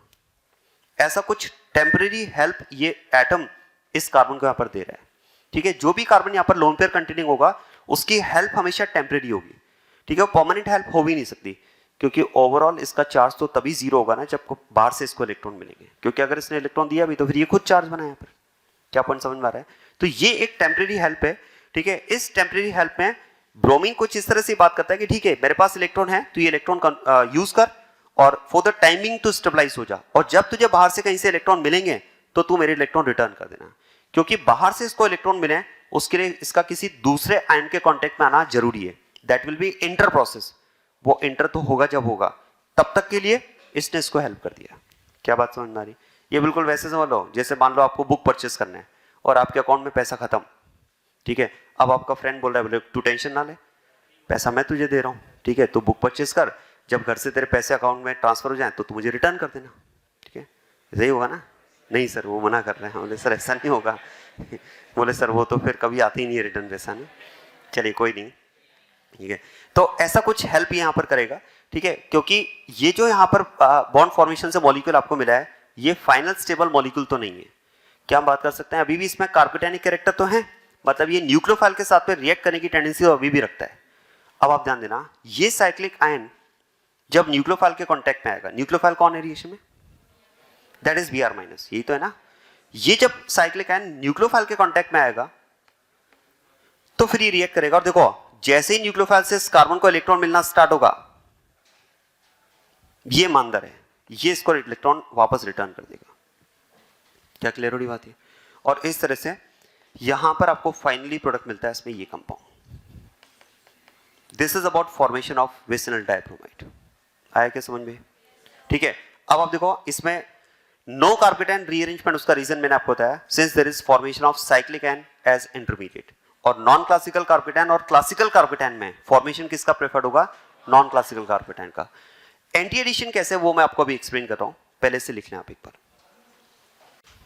How we complete? चलिए अब आप ध्यान देना, देखो इसमें एंटी एडिशन किस तरह से, वो कंसेप्ट भी आप समझ लें। जैसे ये आपके पास suppose carbon carbon double bond, और यहां पर हमने कहा भाई इसमें जब ब्रोमीन का एडिशन होगा तो इंटरमीडिएट कार्बोकेटायन फॉर्मेशन होगा। ठीक है, इसमें इस तरह से आप समझ लें, कार्बन कार्बन डबल बॉन्ड पर पाई बॉन्ड ब्रेक होकर ये ब्रोमीन ऐड हुआ है। ठीक है, और ब्रोमीन ऐड होने के साथ में ये कार्बन बना है यहाँ पर पॉजिटिव। क्लियर? ठीक है, ये मैं इस वाली कंडीशन की बात कर रहा हूँ। ये ब्रोमीन मैंने ऊपर शो किया है, यहाँ पर नीचे शो किया हुआ है, इसमें कोई प्रॉब्लम तो नहीं ना। ठीक है, और पास वाला कार्बन ये पॉजिटिव है। अब देखो, एक तो हम बात करते हैं कि अगर इस कार्बेटाइन पर ही न्यूक्लियोफाइल का डायरेक्टली अटैक हो जाए, मतलब ये साइक्लिक आयन फॉर्मेशन की बात ना हो, न्यूक्लियोफाइल का डायरेक्टली इससे रिएक्ट करता, तो देखो जिस कार्बन पर न्यूक्लियोफाइल को अटैक करना था वो कार्बन अगर आप चेक करेंगे तो पॉजिटिवली चार्ज्ड है और कार्बन का हाइब्रिडाइजेशन sp2 है। और आप सोचिए sp2 शेप होगा प्लेनर, ट्रायगोनल प्लेनर शेप। तो ऐसे में हमने पहले भी डिस्कस किया है, प्लेनर साइड पर अगर रिएजेंट को अटैक करना है तो प्लेन के परपेंडिकुलर एक्सिस से वो अप्रोच करेगा, और ऐसे में दो अप्रोच इसके लिए हो सकती है। वो इस तरह से भी अप्रोच कर सकता है और नीचे से भी अप्रोच कर सकता है। अब आप सोचिए ऐसे में अगर ब्रोमाइड आयन प्लेनर साइड पर, क्योंकि हम बात कर रहे हैं कि दोनों साइड से अप्रोच कर सकता है, तो अगर इस तरह से ऐड हुआ तो आप देखो जो ऑलरेडी ब्रोमीन ऐड हुआ था वो इस तरह से, अगर उसका ओरिएंटेशन ये है, वो इस तरह से अगर ऐड हुआ है, और दूसरा ब्रोमीन अगर इस तरह से ऐड हुआ, तो आप कह सकते हैं दोनों ब्रोमीन सेम साइड है। सेम साइड है मतलब it will be syn addition. लेकिन क्योंकि हम बात करें कि प्लेनर साइड पर अटैक बैक साइड से पॉसिबल है, नीचे से भी पॉसिबल है, तो ब्रोमीन अगर इस तरह से ऐड होगा तो ये प्रोडक्ट कौन सा हो जाएगा? Anti addition. मतलब आप कह सकते हैं कि अगर free carbocation positively charge carbon पर न्यूक्लियोफाइल का अटैक अगर होता है तो उस केस में एडिशन प्रोडक्ट आपको दोनों ही मिलते हैं, सिन एडिशन प्रोडक्ट भी मिलेगा और एंटी एडिशन भी होगा। मतलब उस केस में प्रोसेस दोनों इन्वॉल्व होंगे, सिन एंड एंटी। लेकिन हम बात करें कि ब्रोमाइड का इस कार्बेटाइन से रिएक्ट करना वो इंटर प्रोसेस है, और उस इंटर से पहले तो ये ब्रोमीन अपना लोन पेयर देकर इसके साथ में क्या करेगा? साइक्लिक आयन फॉर्मेशन कर लेगा। यही तो हमने डिस्कस किया ना। इसका मतलब यह होता है कि ये ब्रोमीन अगर इस कैटायन को इलेक्ट्रॉन देगा और इसके साथ अगर साइक्लिक आयन फॉर्मेशन कर लेगा, तो इसका मतलब कंडीशन अब यहां पर कुछ इस तरह की बन चुकी है।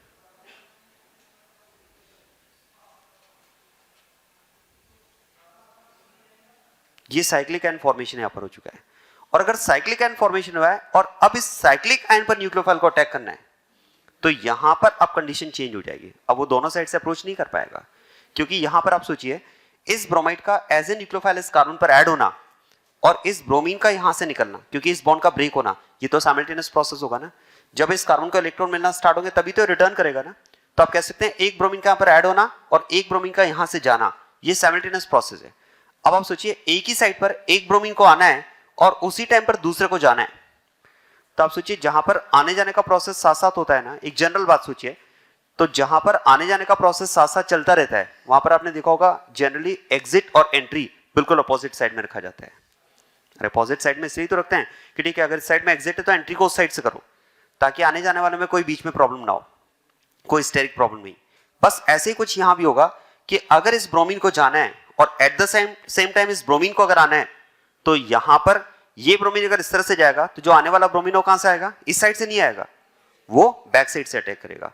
तो इस बार ब्रोमाइड के पास अटैकिंग साइड्स में एक ही डायरेक्शन है, इस बार दोनों साइड से अप्रोच नहीं कर पा रहा है, जैसे हमने प्लेनर कार्बेटाइन पर बात की थी। तो क्योंकि यहां पर अब इस साइड से वो अटैक नहीं कर पाएगा, ब्रोमाइड बैक साइड से ही अटैक कर पाएगा, तो इस केस में जो प्रोडक्ट आपको मिलेगा that will be anti addition product. इस बार दोनों नहीं बन पाएंगे सिन और एंटी, इस बार केवल एंटी बनेगा। मैं आपको समझाता हूं, देखो ये साइक्लिक आयन है और अब जब इस पर न्यूक्लियोफाइल अटैक करेगा, एक न्यूक्लियोफाइल देना, ठीक है, अब वो इस साइड से अप्रोच नहीं कर सकता, वो बैक साइड से अप्रोच करेगा। और देखो कुछ रिएक्शन इस तरह से होगी, इस न्यूक्लियोफाइल का ऐड होना और रिंग की ओपनिंग साइमल्टेनियस प्रोसेस होगा, ठीक है, ये कंडीशन आएगी। और इस तरह से अगर प्रोसेस हुआ तो फिर तो आप सोचिए जो प्रोडक्ट आपको मिलेगा that will be anti addition product. अब वो सिन नहीं हो सकता, क्योंकि ये यहां से ओपन होगा और साथ साथ वो यहां से अटैक करेगा। ऐसा नहीं हो सकता कि इस साइड से जाए और इसी साइड से ब्रोमीन आए, ये प्रॉब्लम है, ठीक है। तो अटैक जो होगा वो बैक साइड से होगा, क्लियर। इसलिए हम बात करते हैं कि जो एडिशन होता है वो यहां पर एंटी एडिशन होता है। आप देखो इससे पहले भी 3 रिएक्शंस हमने कंप्लीट किए, लेकिन उन रिएक्शंस में मैंने कोई सिन और एंटी की बात नहीं की। ऐसा क्यों? आप जरा सोचिए वहां पर इलेक्ट्रोफाइल कौन ऐड हुआ था? H+। अब जब H यहां पर ऐड होगा तो क्या H के पास लोन पेयर होंगे? क्या H के पास लोन पेयर नहीं होगा तो मतलब तो कार्बेटाइन ही रहेगा, और कार्बेटाइन पर अगर न्यूक्लियोफाइल अटैक करेगा तो दोनों साइड से करेगा ना, और दोनों साइड से करेगा तो वहां पर प्रोडक्ट कैसा बनने वाला है? Syn and anti both. तो अभी तक की तीनों रिएक्शन में सिन एंटी दोनों ही बने थे, यहां पर स्पेसिफिक प्रोडक्ट आपको एंटी मिला है, यहां पर सिन नहीं मिलेगा क्योंकि यहां पर साइक्लिक आयन फॉर्मेशन हुआ है। तो ये एक जनरल पॉइंट है, देखो कि जहां भी साइक्लिक आयन फॉर्मेशन होगा आप कह सकते हैं वहां पर प्रोडक्ट हमें कैसे मिलेंगे? एंटी एडिशन प्रोडक्ट मिलेंगे। मैं आपको बताता हूं, देखो अब एक तरह से आप कह सकते हैं इलेक्ट्रोफिलिक एडिशन रिएक्शन की 2 कंडीशंस हो गई हमारे सामने। ये इलेक्ट्रोफिलिक एडिशन की 2 कंडीशंस आपके सामने, आप ध्यान देना, आप ध्यान देना। देखो जो रिएक्शंस अभी तक हमने डिस्कस किए या जो आगे भी हम डिस्कस करेंगे, अब उसके लिए मैं जनरल कंसेप्ट लिख रहा हूं। जनरल कंसेप्ट में हम ये कह सकते हैं जब भी एल्कीन से अल्काइंस की इलेक्ट्रोफिलिक एडिशन रिएक्शन होंगे, वहां पर दो पॉसिबिलिटीज बन सकती है। देखो ये रीजन सपोज एल्कीन के कांटेक्ट में है जिसमें this is electrophilic part and this is nucleophilic part. ठीक है, जैसा हमने डिस्कस किया है, पाई इलेक्ट्रॉन्स का फ्लो स्टार्ट होगा इसकी वैकेंसी के लिए, बॉन्ड फॉर्मेशन, इस पाई बॉन्ड का ब्रेकेज और इस बॉन्ड का ब्रेकेज, ये साइमल्टेनियस प्रोसेस होगा। ये यहां से सेपरेट हो जाएगा न्यूक्लियोफिलिक पार्ट जो सेकंड स्टेप में ऐड होगा, और जब इलेक्ट्रोफिलिक पार्ट यहां पर ऐड हो जाएगा तो अब आप ध्यान देना, यहां तो इलेक्ट्रोफिलिक पार्ट ऐड हुआ और ये कार्बन अपना पाई इलेक्ट्रॉन लूज करने के साथ बना पॉजिटिव। अब यहां पर मैं बात कर रहा हूं कि दो पॉसिबिलिटीज बन सकती हैं। एक तो ये हो सकता है देखो कि जो इलेक्ट्रोफिलिक पार्ट ऐड हुआ है उसके पास लोन पेयर अवेलेबल है। क्या हम बात कर सकते हैं, अगर इसके पास लोन पेयर अवेलेबल है तो फिर तो साइक्लिक आयन फॉर्मेशन हो जाएगा यहां पर। क्लियर हो रही बात है? इस केस में हम बात करेंगे साइक्लिक आयन फॉर्मेशन, और अगर साइक्लिक आयन फॉर्मेशन हुआ तो क्या हम बात कर सकते हैं, फिर तो यहां पर there will be no carbocation rearrangement. अगर साइक्लिक आयन फॉर्मेशन हुआ तो उसी वजह से हम बात करते हैं कि कार्पेटाइन रीअरेंजमेंट अब एब्सेंट रहेगा इसमें, और साथ में हम ये भी कहेंगे कि जो एडिशन होगा न्यूक्लियोफाइल को किस तरह से होगा इसमें एंटी, इसका मतलब प्रोडक्ट आपको जो मिलेगा वो एंटी एडिशन प्रोडक्ट मिलेगा। ये बात क्लियर है क्या? लेकिन जो इलेक्ट्रोफिलिक पार्ट ऐड हुआ है अगर उसके पास लोन पेयर अवेलेबल नहीं है, लाइक प्रीवियस 3 रिएक्शंस जहां पर H as an electrophile add हुआ था, वहां पर उसके पास कोई लोन पेयर नहीं था, if there is no lone pair तो फिर आप कह सकते हैं यहां पर अब जो कार्पेटाइन बना है क्या हम कह सकते हैं उसमें रीअरेंजमेंट पॉसिबल है। ठीक है, now in this case carbocation arrangement possible. Product कौन सा मिलेगा, सिन या एंटी? दोनों। तो आप कहेंगे यहां पर both syn and anti addition. आया क्या समझ में? तो दो केसेस बनते हैं बस, अब एकदम क्लियर है। देखो जो भी इलेक्ट्रोफिलिक पार्ट एल्कीन पर ऐड होकर कार्पेटाइन बना है, बस आपको ये चेक करना है कि उसके पास लोन पेयर है या नहीं है। अगर लोन पेयर है तो ये केस बनेगा, और लोन पेयर अगर नहीं है तो फिर ये वाला केस बन जाएगा। ठीक है, अगर आप अभी तक 4 रिएक्शंस हम डिस्कस किए हमने, ये 4th रिएक्शन चल रही है अभी, इससे पहले 3 रिएक्शन डिस्कस किए, उन 4 रिएक्शंस को अगर आप इन 2 कैटेगरीज में डिवाइड करना चाहें तो पहली 3 रिएक्शंस इस कैटेगरी के, और जो 4th रिएक्शन हम डिस्कस करें क्योंकि इसमें ब्रोमीन ऐड हुआ है और ब्रोमीन के पास लोन पेयर अवेलेबल है तो फिर ये वाला केस बनेगा उसमें। क्लियर है क्या बात? ठीक है, अब इसमें एक पॉइंट और डिस्कस करना है, मैं स्टीरियोकेमिस्ट्री ऑफ द रिएक्शन। आप ऐसा करें, वो नहीं लिखे अभी, ठीक है, पहले इसको कंप्लीट करते हैं, इसको कंप्लीट करके फिर वो लिख लेना। आप लिखिए आप इसमें पॉइंट्स। हाँ, सेम हैलोजेंस होते हैं तो हम उसको जेम और विसिनल डायलाइट बोलेंगे, सही है। Similar halogens on same carbon gem और similar halogens on different carbons vicinal. लिखिए आप इसमें पहला point, solution of bromine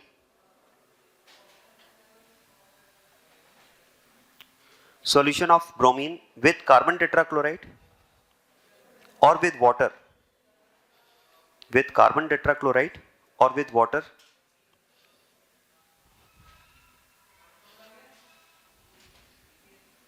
is a brown colored solution, is a brown colored solution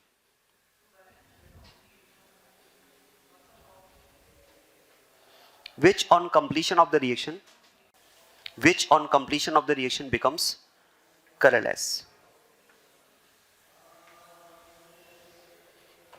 which on completion of the reaction becomes colorless. So the reaction can be used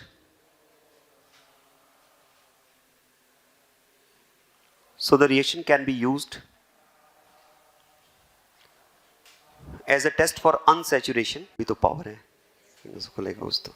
चलिए अब देखो इस point के लिए 2 एक्सेप्शनल केस में आपको लिखवा रहा हूं, ध्यान देना। एक्सेप्शंस में हम बात करेंगे, इसमें एक तो एक्सेप्शन है इसमें बेंजीन। देखो फर्स्ट एक्सेप्शन इसमें बेंजीन, आप ध्यान देना, बेंजीन की अगर बात की जाए तो एक्सपेक्टेड है this compound is unsaturated compound, so it should decolourise bromine solution. तो ये भी एल्कीन्स और अल्काइंस के सिमिलर अनसैचुरेटेड कंपाउंड है। जिन कंपाउंड में कार्बन कार्बन डबल बॉन्ड है या कार्बन कार्बन ट्रिपल बॉन्ड है, carbon carbon multiple bond present है तो अनसैचुरेटेड है ना। तो देखो एक्सपेक्टेड है कि अगर बेंजीन की रिएक्शन हम ब्रोमीन के साथ में करवाएं कार्बन टेट्राक्लोराइड की प्रेजेंस में, तो जैसे हमने रिएक्शन डिस्कस की वैसे यहां भी पाई बॉन्ड प्रेजेंट है, यहां पर भी ऐसा होना चाहिए कि पाई बॉन्ड ब्रेक होना चाहिए और पाई बॉन्ड ब्रेक होने के साथ में ब्रोमीन का एडिशन होना चाहिए, और इस तरह से ब्रोमीन के एडिशन के साथ में ये जो ब्राउन सॉल्यूशन है ये कलरलेस होना चाहिए। लेकिन आप ध्यान देना, जो रिएक्शन हम यहाँ पर ये एक्सपेक्ट कर रहे हैं वो यहाँ पर हमें मिलती नहीं है, और उसका रीजन है, देखो बहुत आसान है। जिस कंपाउंड की हम बात कर रहे हैं that is benzene and it is an aromatic compound. अगर हम यहाँ पर ब्रोमीन ऐड होकर इस कंपाउंड फॉर्मेशन को एक्सपेक्ट कर रहे हैं तो आप ध्यान देना, जिस प्रोडक्ट को हम एक्सपेक्ट कर रहे हैं दैट इज नॉन एरोमेटिक। और ये हमने डिस्कस किया है, एरोमेटिक, नॉन एरोमेटिक और एंटी एरोमेटिक में सबसे ज्यादा स्टेबल होता है एरोमेटिक। देखो कोई भी एरोमेटिक कंपाउंड इतना इजीली अपना एरोमेटिक कैरेक्टर लूज नहीं करता है, ठीक है। और ये हम आगे बात भी करेंगे, ये रीजन है। देखो एरोमेटिक कंपाउंड्स में कार्बन, जैसे बेंजीन में कार्बन कार्बन डबल बॉन्ड है, लेकिन ये एल्कीन्स के सिमिलर रिएक्शन शो नहीं करते हैं, क्योंकि एल्कीन में तो सिंपल क्या होता है, पाई बॉन्ड ब्रेक होता है और इलेक्ट्रोफाइल न्यूक्लियोफाइल ऐड हो जाते हैं, एडिशन प्रोडक्ट।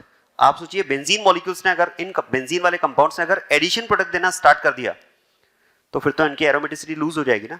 तो इसलिए हम बात करेंगे आगे, एरोमेटिक कंपाउंड्स इसलिए एडिशन रिएक्शन शो करते ही नहीं है, ये शो करते हैं substitution reaction, ESR, electrophilic substitution, जहां पर इन पाई बॉन्ड्स पर कोई इफेक्ट नहीं आता है, फाइनल प्रोडक्ट में पाई बॉन्ड्स मेंटेन रहते हैं, केवल यहां से H रिप्लेस हो जाता है, कोई इलेक्ट्रोफाइल यहां पर आ जाता है। GOC1 में ईएसआर की रिएक्टिविटी कंपैरिजन किया था हमने, ठीक है। तो वो रीजन ही यही है, सब्स्टिट्यूशन इसलिए शो करते हैं ताकि बेंजीन का जो एरोमेटिक कैरेक्टर है वो मेंटेन रहे। तो इसलिए हम बात करते हैं कि to maintain aromatic characters benzene does not show the addition reaction like alkene. अब आप सोचिए, अगर ये एडिशन रिएक्शन पॉसिबल नहीं है तो जब तक इस सॉल्यूशन में से ब्रोमीन कंपाउंड पर ऐड नहीं होगी तब तक ये सॉल्यूशन डीकलराइज नहीं हो पाएगा। तो हम ये कह सकते हैं कि benzene is an unsaturated compound but still it does not decolourise bromine solution. लिखें आप पहला पॉइंट, फर्स्ट एक्सेप्शन लिखना बेंजीन, और इसके लिए पॉइंट आप लिख लें, फिर ये नोट करना, it is an unsaturated compound, it is an unsaturated compound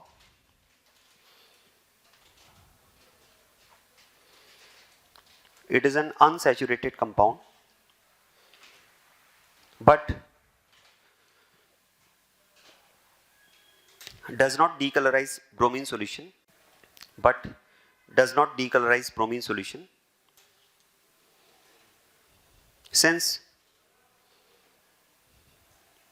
to maintain aromatic character, since to maintain aromatic character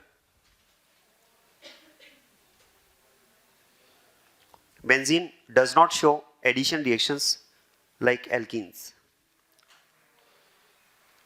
To maintain aromatic character, benzene does not show addition reactions like alkenes.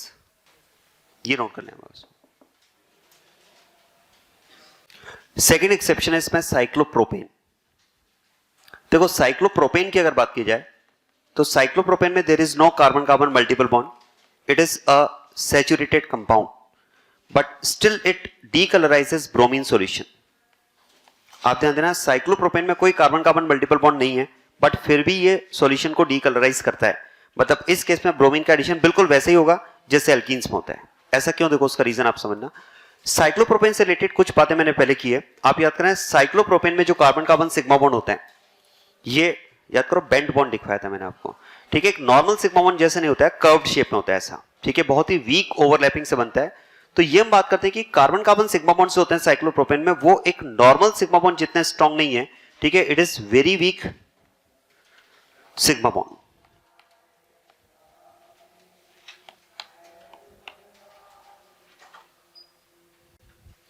ठीक है, ये आपके पास बहुत ही week sigma bond है। अब ऐसे में हम बात करते हैं, देखो कि अगर वीक सिग्मा बॉन्ड का फॉर्मेशन हुआ है साइक्लोप्रोपेन में, जैसा हम बात करते हैं, तो फिर तो आप कह सकते हैं कि कहने को सिग्मा बॉन्ड है लेकिन ये भी पाई इलेक्ट्रॉन्स के सिमिलर लूजली बॉन्डेड इलेक्ट्रॉन्स हैं।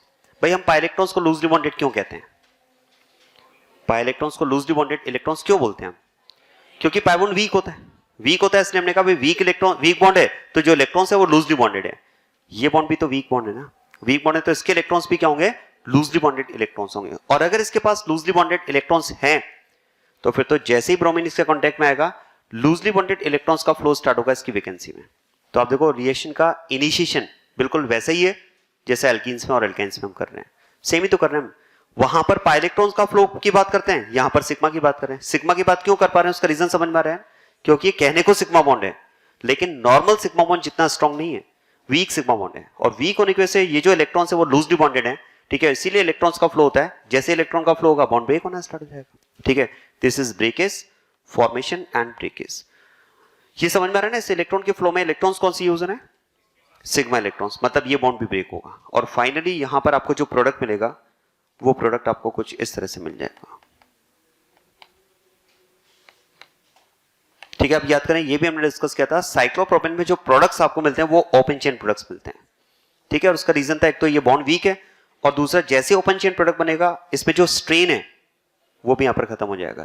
ठीक है, तो आप सोचिए इसका मतलब साइक्लोप्रोपेन आप कह सकते हैं it will show reactions like alkenes. जैसे एल्कीन्स में रिएक्शंस का इनिशिएशन होता है ना, वैसे यहां पर भी इलेक्ट्रॉन का इनिशिएशन होगा by the flow of loosely bonded electron cloud. और अगर ये एल्कीन के सिमिलर एडिशन रिएक्शन शो कर सकता है तो जैसे ही सॉल्यूशन में से ब्रोमीन का इस पर एडिशन होगा सॉल्यूशन कलरलेस हो जाएगा। ठीक है, तो लिखें आप इसमें, although cyclopropane is a saturated compound, although cyclopropane is a saturated compound, although cyclopropane is a saturated compound, but it decolorizes bromine solution, but it decolorizes bromine solution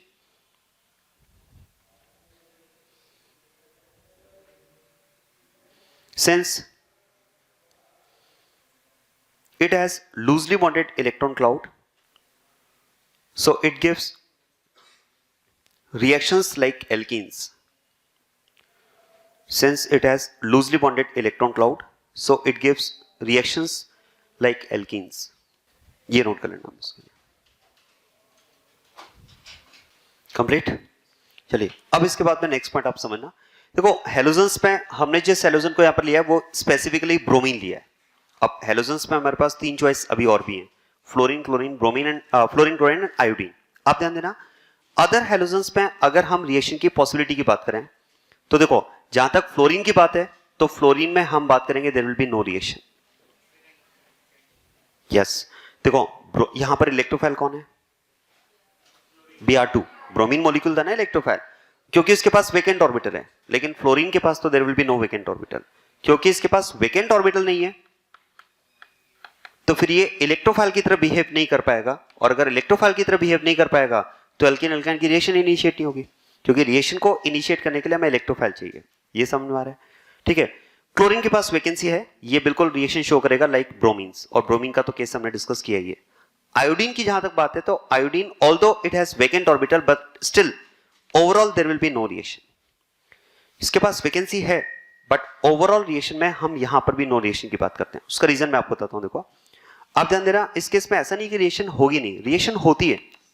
iodine का addition भी होता है, एल्कीन पर iodine add होगा, iodine का addition भी होगा, और आयोडीन का जब एडिशन होगा तो प्रोडक्ट आपको बिल्कुल वैसे मिल जाएगा विसिनल डाइआयोडाइड जैसे ब्रोमिनेशन में होगा। लेकिन प्रॉब्लम ये कि ये प्रोसेस यहां पर रिवर्स हो जाता है, क्योंकि आयोडीन ऐड होने पर जो कंपाउंड आपको मिलता है दैट इज अनस्टेबल। ये अनस्टेबल होता है एक्चुअली, और ये फिर से कन्वर्ट हो जाएगा। मैं इसको आगे लिख देता हूं, चलो यहां पर, ये वापस कन्वर्ट हो जाएगा एल्कीन में, वापस इसमें से I2 एलिमिनेट हो जाएगा। तो आपने एल्कीन से स्टार्ट किया लेकिन वापस एल्कीन पर ही आ गए। ठीक है, और ये जनरल पॉइंट हमें पता भी होना चाहिए, those compounds which have iodine on adjacent carbon are unstable compounds. जिन कंपाउंड्स में एडजेसेंट कार्बन पर आयोडीन होते हैं वो कंपाउंड्स अनस्टेबल होते हैं। मतलब आप कह सकते हैं कि विसिनल डाइआयोडाइड जो है वो एक अनस्टेबल कंपाउंड होगा। विसिनल का मतलब ये है ना पास पास वाले कार्बन पर। ठीक है, तो अगर आयोडीन पास पास वाले कार्बन पर है तो ऐसे कंपाउंड्स अनस्टेबल होते हैं। क्या लगता है क्या रीजन होना चाहिए? साइज, स्टेरिक, लोन पेयर, और अच्छा चलो एक काम करते हैं, आप इसका जो भी रीजन बोल रहे हैं, जो भी रीजन आप बोल रहे हैं वो रीजन बोलने से पहले एक बात मैं आपको बताता हूं, फिर आप सोच करके आंसर देना। If a compound is having 2 आयोडीन्स on same carbon it is stable compound. अब बताओ रीजन, क्योंकि जो भी रीजन आप बता रहे हैं, जो भी प्रॉब्लम आप इसके अनस्टेबल होने के लिए बता रहे हैं, शायद वो प्रॉब्लम यहां पर ज्यादा बड़ी होनी चाहिए। भाई आपने कहा साइज वाली प्रॉब्लम है, तो एक ही कार्बन पर 2 आयोडीन है, ज्यादा बड़ी प्रॉब्लम होगी। स्टेरिक इससे ज्यादा वहां हो गया, लोन पेयर की प्रॉब्लम है तो वहां भी ज्यादा होगी, फिर तो एक ही कार्बन पर दोनों आयोडीन है। आप ध्यान देना, ये कोई रीजन इसमें है ही नहीं। ठीक है, क्योंकि अगर ऐसा होता तो फिर ये कंपाउंड भी स्टेबल नहीं होना चाहिए था। इस कंपाउंड के अनस्टेबल होने का रीजन है आयोडीन के दो nature. Iodine is a good leaving group and iodine is a good nucleophile. ठीक है, आप ध्यान देना, ये दो रीजंस हैं जिसकी वजह से हम बात करते हैं कि कंपाउंड अनस्टेबल होता है। अब मैं अभी उसका रीजन तो डिस्कस नहीं करूंगा, मैं केवल ये लिख देता हूं कि आयोडीन की अगर बात की जाए तो iodine is a good leaving group and it is a good nucleophile. ठीक है, गुड लिविंग ग्रुप कैसे देखते हैं और गुड न्यूक्लियोफाइल कैसे देखते हैं, ये कंसेप्ट एक्चुअली न्यूक्लियोफिलिक सब्स्टिट्यूशन के कंसेप्ट हैं। तो जब हम न्यूक्लियोफिलिक सब्स्टिट्यूशन रिएक्शंस डिस्कस करेंगे वहां पर ये सारी बातें आएंगी। अभी मैं उसको डिटेल में बात नहीं कर रहा हूं, नहीं तो पूरा डाइवर्ट हो जाएगा कंसेप्ट ही। तो बस इतना भी माइंड में रखें कि अगर 4 हेलोजेंस में आप लीविंग टेंडेंसी को कंपेयर करें तो आयोडीन की लीविंग टेंडेंसी सबसे ज्यादा होती है, और 4 हेलोजेंस में अगर आप न्यूक्लियोफिलिक कैरेक्टर को कंपेयर करें तो आयोडीन ही सबसे अच्छा न्यूक्लियोफाइल भी है। और यही दो नेचर इस कंपाउंड को अनस्टेबल बनाते हैं। होता क्या देखो, क्योंकि हमने कहा iodine is a good leaving group, तो इसमें क्या होता है, one of the iodine will act as a leaving group, वो यहां से लीव करना स्टार्ट कर देता है। अब इस बात को समझना है, बहुत ही इंपॉर्टेंट पॉइंट है, समझना इस बात को अच्छे से।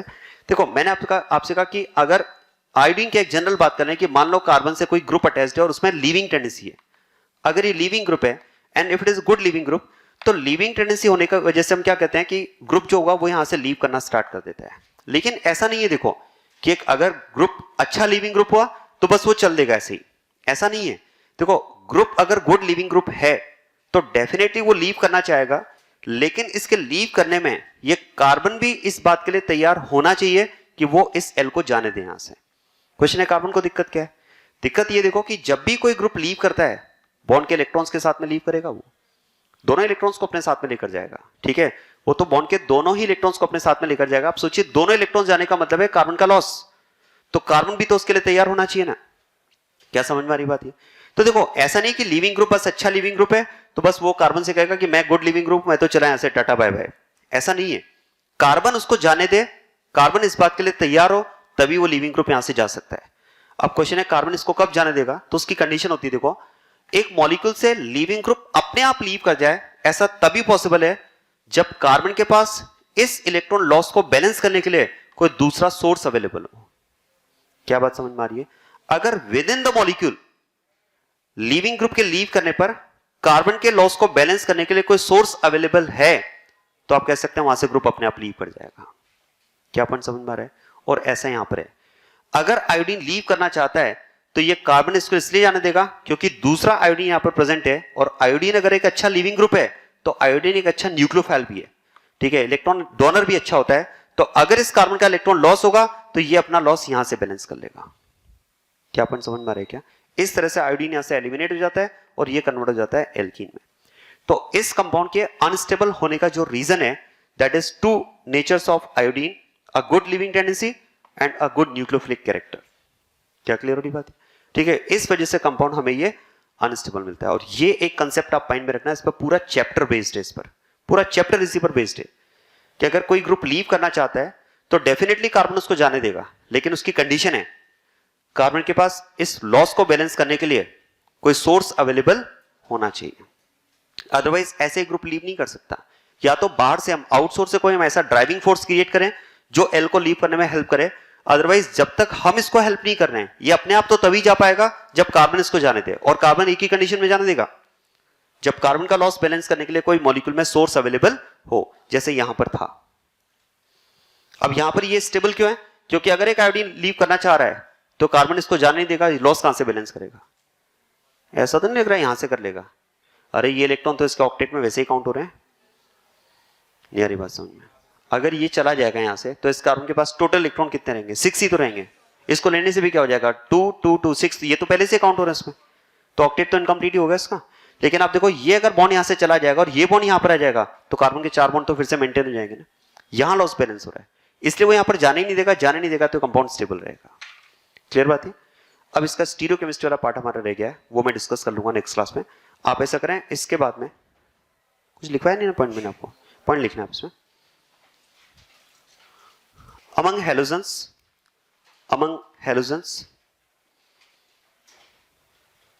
only chlorine and bromine show this reaction. Among halogens, only chlorine and bromine show this reaction. ठीक है, आयोडीन और फ्लोरीन क्यों नहीं शो करते हैं तो आप ये नोट कर लें, इससे आपको रीजन समझ में आ जाएगा। और इसके बाद में ये लिख लेना, ठीक है। बाकी स्टीरियोकेमिस्ट्री वाला पार्ट नेक्स्ट क्लास में कवर करेंगे। Thank you everyone.